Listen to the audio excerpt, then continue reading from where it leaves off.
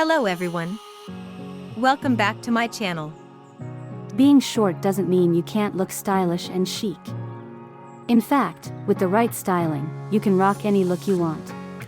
In this video, we'll be sharing some tips and tricks on how to style for a short girl. Our first tip is to wear high-waisted pants. This style can help elongate your legs and create the illusion of height. Pair them with a fitted top to balance out your proportions. Next, consider wearing a monochromatic outfit. This means wearing the same color from head to toe, which can create a streamlined and elongated look. Choose colors that complement your skin tone and mix different textures to add depth to your outfit. Another tip is to wear cropped jackets or blazers. These styles can help create a vertical line and make you appear taller.